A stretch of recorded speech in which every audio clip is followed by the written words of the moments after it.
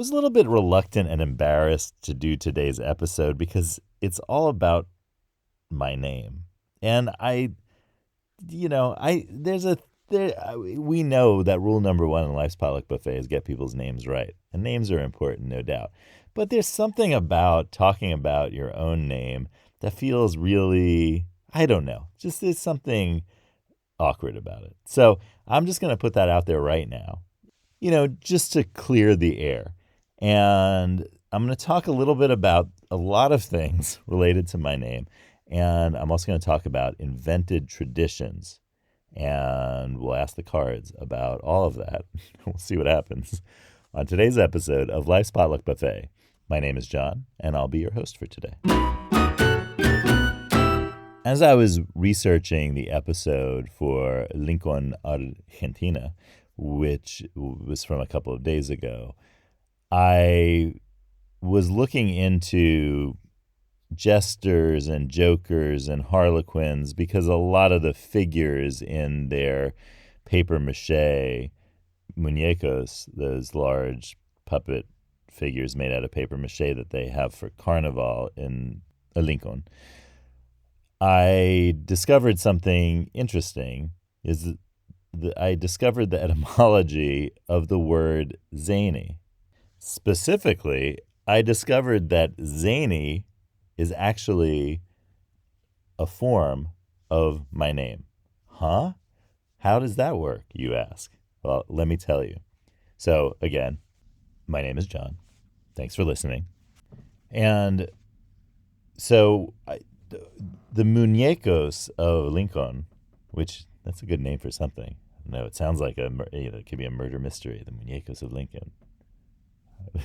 Yeah, I can see that being a good streaming series. So, just a thought for anybody out there, and it could be filmed in Lincoln, I don't know if the Lincoln, Argentina film board is looking for streaming shows to be filmed in Lincoln, but if they are, that's one. Just get in touch and we can talk. So, a lot of those muñecos are, to my eye, jesters, jokers, harlequins. And when I think of jesters, jokers, harlequins, I think of cards, playing cards. And I also think of Italian commedia dell'arte. And of course, and romance novels, of course. But who doesn't think of commedia dell'arte when they think of Okay. Anyway, so I was looking up the Harlequin in Commedia dell'arte, and these are plays and performances, the theater, the Italian theater that they're kind of based on these kind of stereotype characters. And one of the characters are called Zani or Gianni. Gianni, I think, is probably closer. I'm going to say Gianni. And these are characters that are kind of jacks of all trade. Oh, you heard the word jack, and that's going to be important too, but that'll come later. So they're called Zanni, which is in languages that are related to Italian or maybe Italian. I don't want to box them in too much because they may be. Some of these languages are not dialects of Italian. They're actually just languages that are like Italian and have a similar root, but are actually their own languages at this point. So I want to be respectful of that. So I'm going to say that in these languages, in the areas around in the area around Venice, and also in the region of Lombardy, in the north of Italy, the nickname for the name Giovanni, and also I think of the name Juan, which is another form of John, and Giovanni is the standard Italian form of John.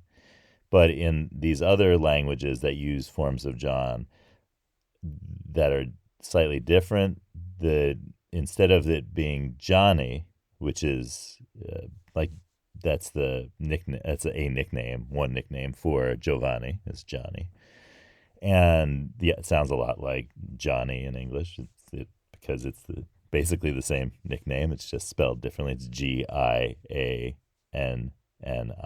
Johnny. And so similarly, Johnny or Zani, and I think that they probably pronounced it more like Johnny rather than Zani, but it's possible that in some of the areas where these languages were spoken that they pronounced it Zani, Sani. All that is a nickname for either Giovanni or Juan or other names it's a nickname for John. So that was fascinating to me. But then I learned that our word in English, zany, Zany, comes from these characters called Gianni or Zani, who are in the Commedia dell'arte.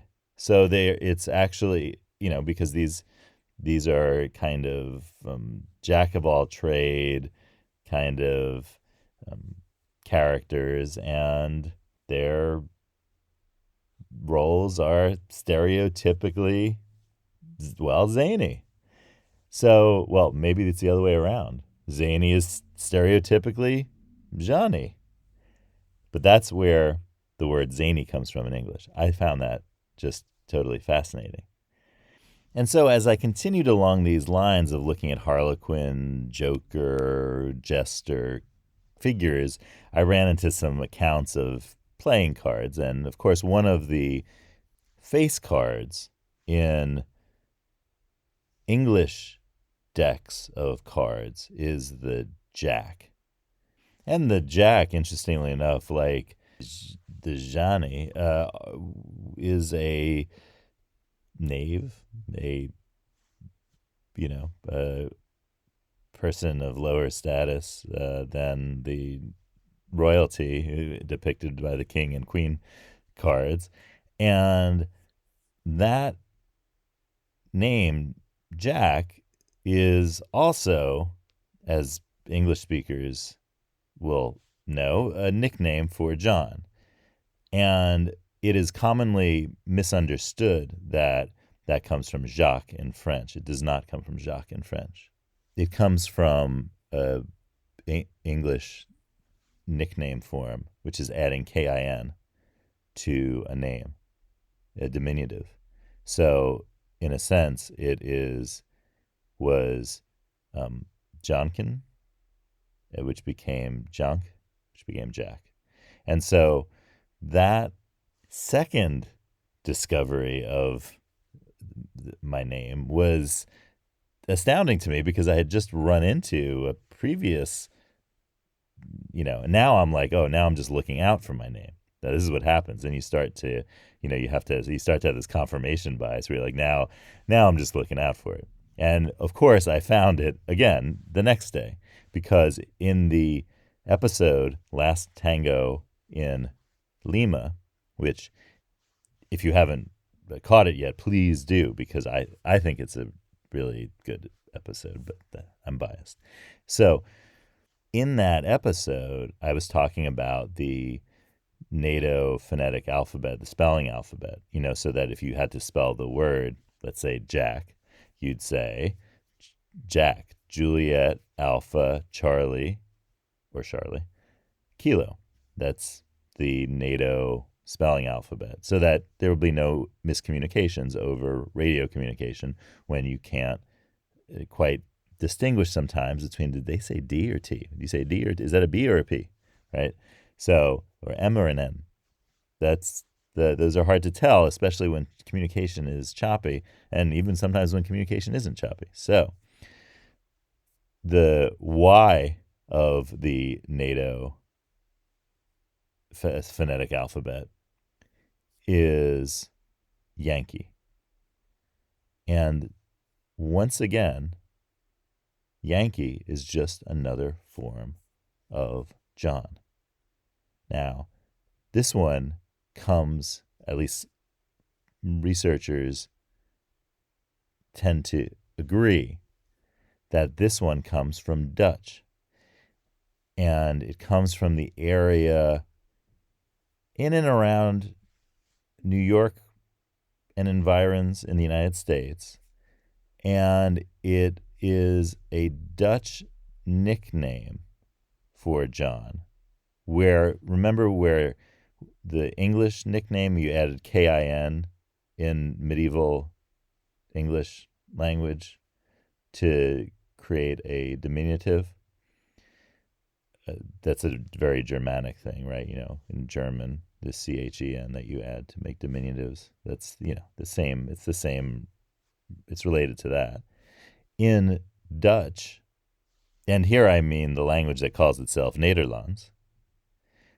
In Dutch, Jan is John, and to make it into a nickname, KE gets added, or EKE, and that's that same K that gets added with the Jack and so forth. That becomes something like Janke.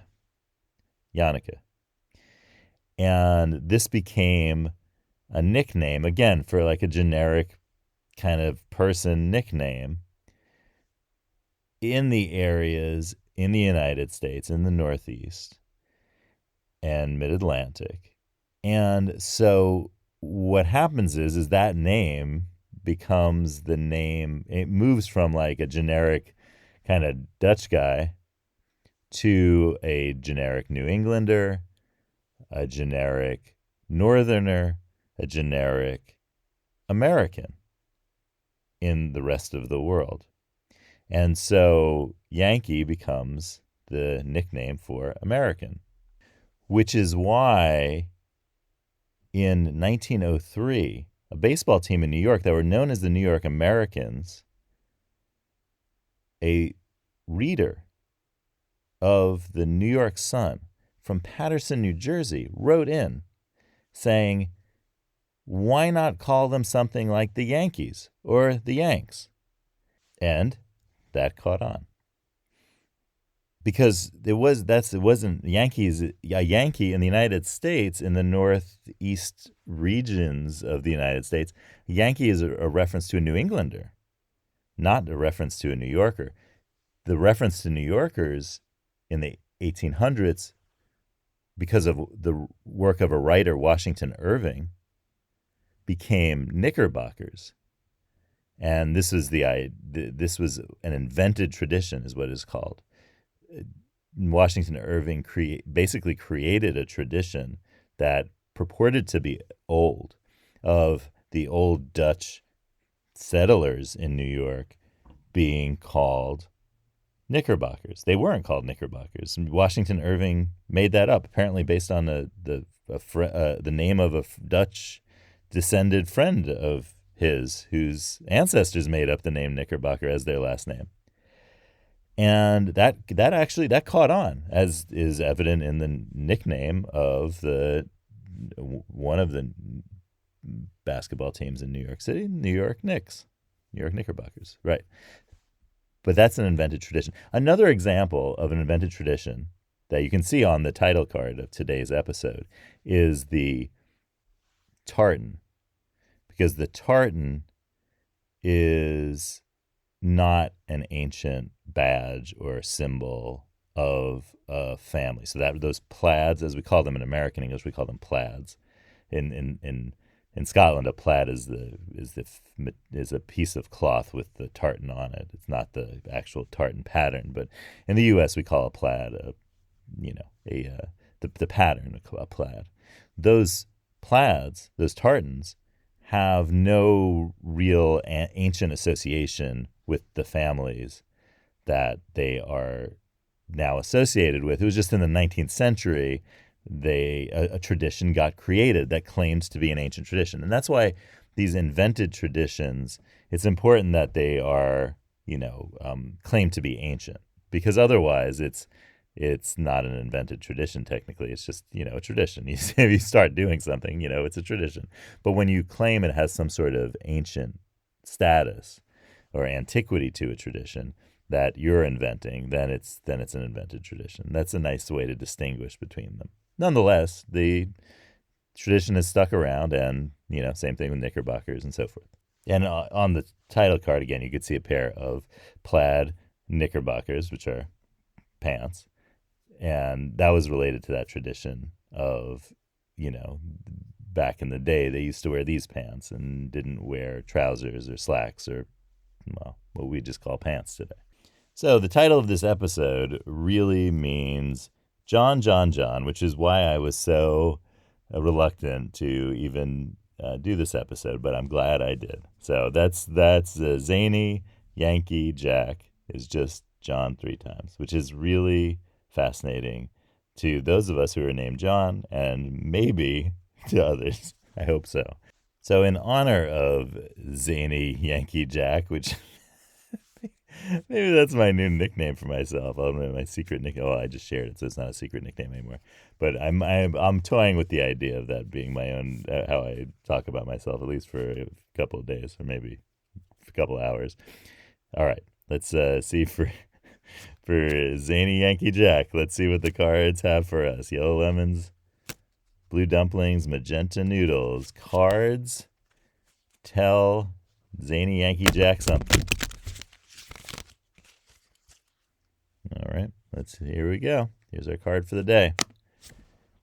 It's make people's days. So let's get out there and make people's days. It only takes one small act of kindness to do a big thing for someone. And thank you for listening. It really makes my day. This is Zany Yankee Jack signing off.